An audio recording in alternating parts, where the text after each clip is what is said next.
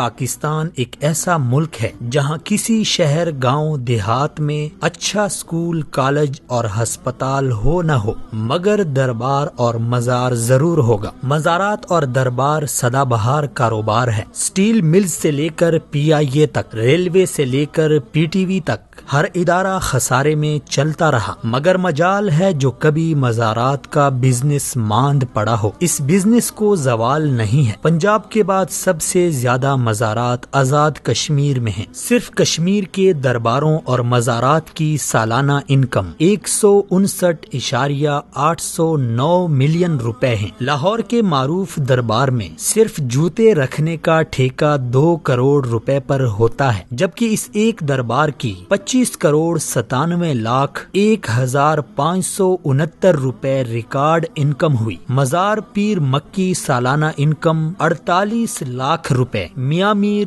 10 لاکھ روپے، مادو لال 6 لاکھ روپے، بی بی پاک دامن 31 لاکھ روپے، دربار شاہ رکن 24 لاکھ روپے۔ ان درباروں اور مزارات میں سے جو محکمہ اوقاف کے تحت ہیں وہاں کرپشن کے قصے زبان زد عام و خاص ہیں۔ ہزاروں دربار اور مزارات وہ ہیں جو محکمہ اوقاف کے تحت نہیں ہیں، ان کی انکم بھی مجاور اور مافیاز کھاتے ہیں۔ حالیہ دنوں صاحبزادگان گولڑا شریف کی شادی خانہ آبادی کے خوب چرچے ہیں۔ پیرزادوں کی شادی کی تقریبات سے ہی اندازہ لگائیں کہ مریدوں کے چندوں پر کس قدر شاہ خرچیاں ہو رہی ہیں۔ غریب مریدوں کے چندے سے منعقد مہنگے ہوٹل کی تقریب میں سیاستدان، صحافی، بیوروکریٹ تو تھے، شاید ہی کسی غریب مرید کو یہاں مدعو کیا گیا ہو۔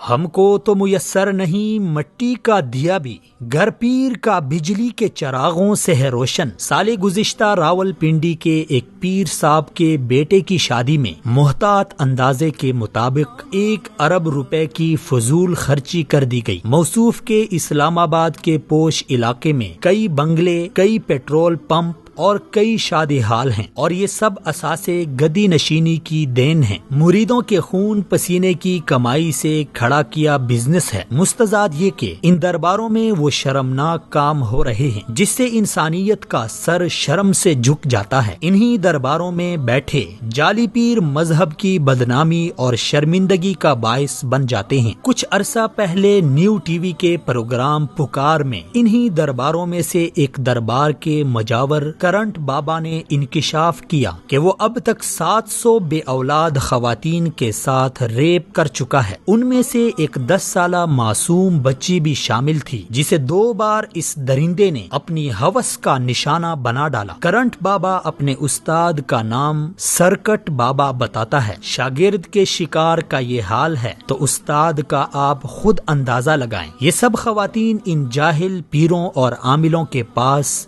بے اولادی کا علاج کرانے جاتی تھی۔ یہ شخص انہیں جنسی درندگی کا نشانہ بناتا تھا اور پھر ڈرا دھمکا کر خاموش کراتا تھا کہ اگر کسی کو بتا دیا تو میرا موکل تمہیں جلا کر بھسم کرے گا، اور یہ خوف کے مارے چپ ہو جاتی تھی۔ اس طرح کے واقعات درباروں اور مزاروں میں تواتر کے ساتھ پیش آ رہے ہیں۔ یہ کوئی معمولی نوعیت کے جرائم نہیں ہیں۔ حکومت کو فوری طور پر مزاروں اور درباروں میں بیٹھے جعلی عاملوں اور پیروں کے خلاف کارروائی کرنی چاہیے تاکہ مزید عزتیں پامال ہونے سے بچ جائیں۔ ان درباروں میں فروکش پیروں کا بھی احتساب ہونا چاہیے کہ وہ غریبوں سے پیسے بٹور کر کیسے اپنی عیاشیوں میں اڑاتے ہیں۔